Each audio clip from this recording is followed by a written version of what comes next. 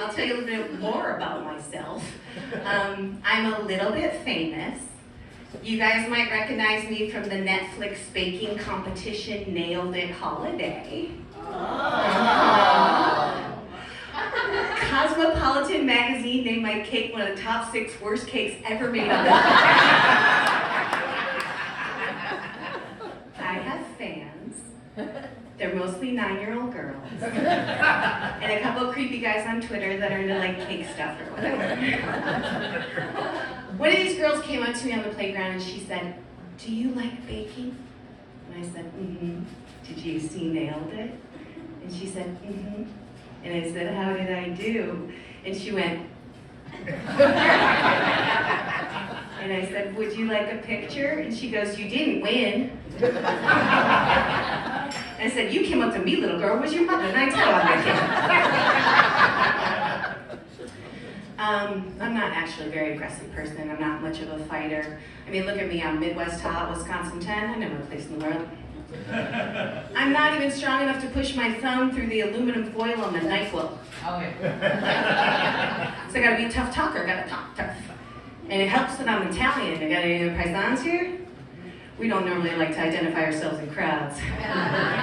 Just ask JFK. My people killed Jesus too. See, a lot of people think the Jews killed Jesus, but that's not true. The Romans killed Jesus, and I'm on credit. Like I said, I'm Italian. My baby sister Tony and I are very light hair, light skin, like my mother. And my sister Nikki is very jet black hair, very caramel skin, like my father. So we were in the Kmart, and I was like chomping down on a huge dill pickle, because it was the 80s, and that's what you did in Kmart. And this woman came over, and she kneeled down to my sister, and she said, "Is this your mother?" And my mother said, "Excuse me." And the woman said, "I'm sorry, ma'am, you don't look Mexican." This is the moment the light bulb goes off. I'm going to convince my sister that she was adopted. So we have this like display birth certificate that you get at the grocery store. The little baby ink feed on it, picture, you write down how long it is, how much it weighs, put on a frame, you put on the wall. So I said, "Nikki, I can prove that you're not Mexican."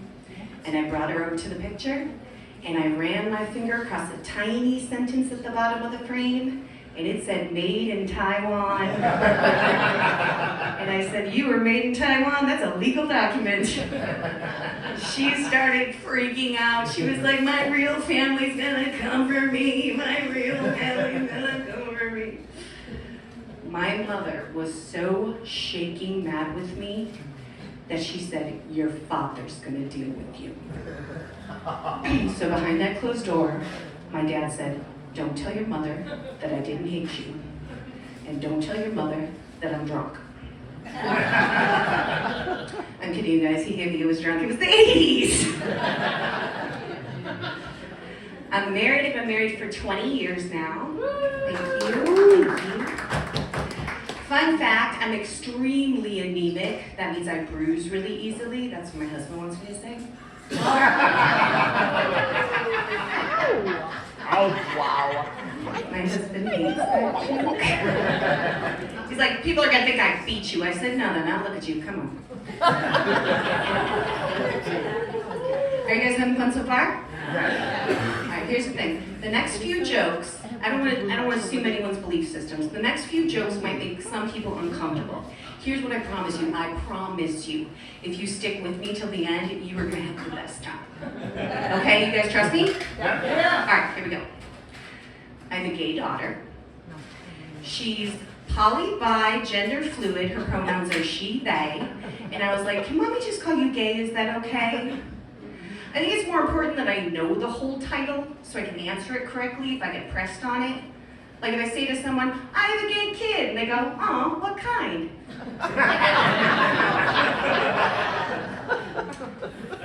I'm trying to be more progressive. I'm trying to learn from my gay daughter. She said, "Mom, sometimes I like girls, and sometimes I like boys. And sometimes I like girls that are boys. And sometimes I like boys that are girls. And sometimes I like people that are not boys or girls." And I said, "Stop.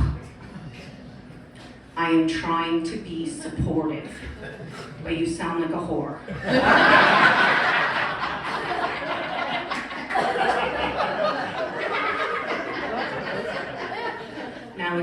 it to mommy again slowly.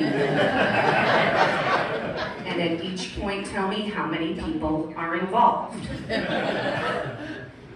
She's 19 now, and she has high-functioning autism.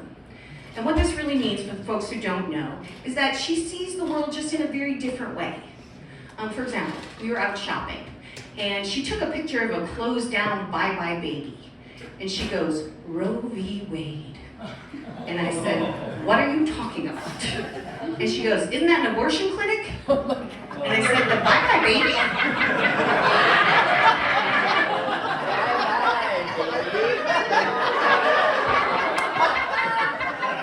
The bye-bye baby is not a place where you can buy a baby. No, it's a place where you say bye-bye to a baby. It's a place where you buy things for a baby. And she goes, well, that's a confusing name. And I said, is it? That means you buy me the idea that there's a warehouse-sized abortion clinic next to the Portillo's. Or there's some black market store where you can buy and sell children next to the Portillo's. I have a 12-year-old as well. My 12-year-old took out a Tinder account on her friend's phone because she thought it was funny. I said, let me see the profile. First of all, the profile picture was Keira Knightley. I said, do you know who this is? And she goes, she's pretty. So my 12-year-old was catfishing people on Tinder as Keira Knightley under the alias Sheila. And I said, why is Sheila? And she said, it sounded more adult. Here's what the profile said. This girly pop slay. No sips, no sad boys, bet. I said, I don't think that's how adults talk. She said, that's how Sheila talks. Argue with that logic. Hey, Bill? Yes? How am I doing? Should I keep going? Go right ahead. Yes. There's a time limit they give you. I didn't know. Yes. All right. It's fluid, don't worry about it. Well, he's fluid? Like kind of fluid. So we'll stick with the 12-year-old, right? She's very funny. She says these funny things. She was 5. She was standing at the TSA counter with my husband, and the TSA woman said, what's your name? How old are you? Do you know who this is? She looked at my husband, she looked at the TSA agent and said, no idea. And I was standing in a line over, I go, it's not joke time, that's not, it's joke funny time. She also said, I know you love me more than sis, because I was planned. And it's true. I have a friend that I work with, and his son is in her class.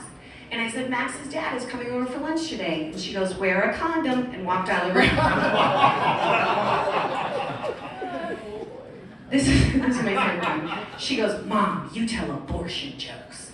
And I said, that's right, I'm an adult, and that's part of my job. And she said, fine, because I'm a kid, can I tell pedophile jokes? I said, tell me the joke, let's see how funny it is. She said, is there anything that I could do that would make you not love me? And I said, no. And she goes, what if I kill Dad? And I said, I would still love you. And she goes, what if I kill Dad and sis? I said, where am I during this murder spree? And she goes like this, I only have 2 hands. The dad couldn't overpower the 12-year-old with a knife, apparently. I said, no, I would still love you. And she goes, well, if you did that, I wouldn't love you. So I have an out.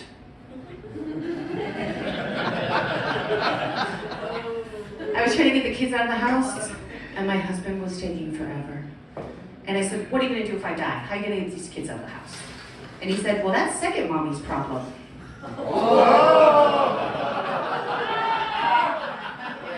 Okay. How soon after I died does second mommy come into the picture? And he goes, 6 to 8 weeks, I'm not a monster. I said, okay, what happens in this 6 to 8 weeks? And he goes, well, how soon are you dying? Because if the kids are grown, it's not my problem. And that's why I want to kill myself to prove a point. I said to my husband the other day, I said, babe, if you murdered someone, I wouldn't turn you in, and I would help you bury the body. And he goes, you would be useless bearing a body. I said, what? And he goes, what's the first thing you would do? I said, I would buy lime. And he goes, where would you get it? And I said, Jewel. And he said, that's the wrong lime.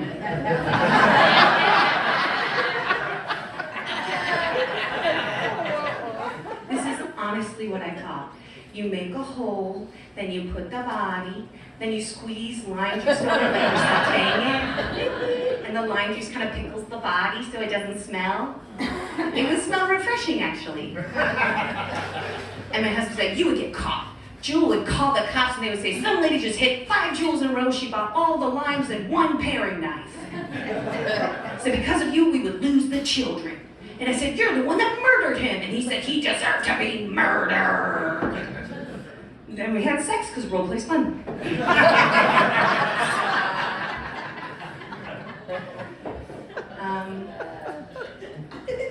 I was thinking where to go next. My husband and I have been talking about what we want to do when we pass. And I want to be cremated. And I want to be made into a bowling ball. And I want to have my funeral at a bowling alley. And I want everyone to take a turn with me. Or I want my ashes spread all across the strip club stage, and I want the strippers to just roll at me and be like, she's a good lady, like over and over again. My mother-in-law passed away just before the pandemic. It was fine, I didn't like her. And this is, I swear to God, hand to God, the actual eulogy my brother-in-law gave his mother. My mother loved music. Footloose, footloose. Everybody cut footloose. My mother was footloose and fancy free. Hey now, you're an all-star. Get your game on, girl, play. My mother was an all-star. Party rockin' in the house tonight. Everyone, he did this with several song lyrics. I turned to my husband and said, how soon can we talk about this? He said, in the car. Is anyone here take an aptitude test in high school, like suggest what job you should do? Did anyone show? Yeah, who over here? Yep. Many of you? Yeah, okay. What job did they recommend for you? Teacher. Teacher, and what do you do today? Accounting. That's the same, right? You gotta count the kids, right? Just by looking at me, not performer, but what do you think they suggested my job should be? Teacher. I'm asking someone else.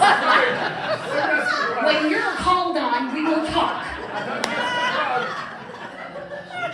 Teacher. Yeah. Construction work. I am asking her. What did I just say? I will put you all in goddamn timeout. Wait, you came up with something. What did you say? HR. I would be terrible at HR. Someone would come over and be like, he inappropriately touched me, and I'd be like, what did you say? Like, I would be terrible.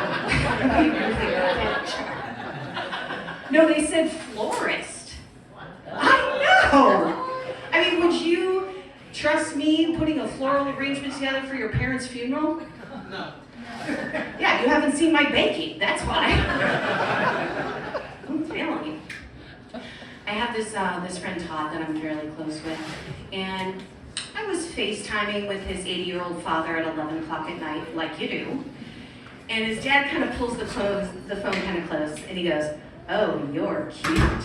And I said, yeah, you like Italian girls? And he goes like this, Parmigiano.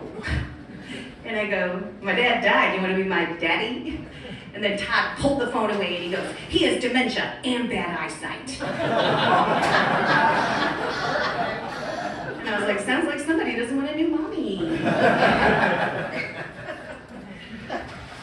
Let's see. I normally do such a dirty set. I'm trying to keep it up and up with you guys. No, I made a promise, and we keep our promises in this place. Once you walk into Jack's, you make a promise. That's the agreement. All right. Let's see where we're going. Oh, I have Okay, so we'll talk about my autistic daughter. We didn't find out she was autistic till she was like 17, and when she got the diagnosis, it just hit me right in the chest. I was like, that makes so much sense. I just thought she was a jag-off.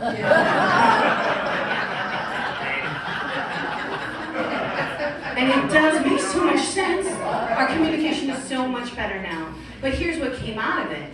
Now, every time I meet a jag-off, I'm like, oh, he's autistic. And it makes it so much easier to deal with here. Here's what I'm saying, honest to God. The next time you meet a jag-off, if you say to yourself, like, oh, I just need to be patient with him, it's going to make your life so much easier. Couple quick more, Bill, yeah? Yeah, okay. Anybody here consider themselves like an aggressive driver? Like somebody who kind of weaves in and out of traffic? Yeah? Annie, let me ask you a question, Annie. First of all, we all hate you. We all hate everyone who's hate you. Every person here hates you so much. That's okay. See, here's the thing. You're a very aggressive driver, and I'm a very nervous driver. So, you know how many people I'm gonna kill because of you, Annie? I just want to know, Annie, like, why? All true. Well, he'll tell you this because I'm always late. But it's because I'm that busy. Okay, I'll just be patient with you.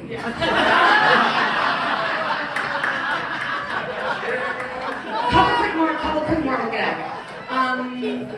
You ever take a shit so big your next thought is, I should weigh myself? Alright, we'll get on this one. My baby sister Tony was born 4 months premature. And she was born with half a heart and 1 lung. And she had to live in an incubator for the first year of her life. And they said she couldn't live past the age of 5. But she's 37 now. And she's a mom. Yeah. So every year on her birthday, I call her, but I say, you're supposed to be dead.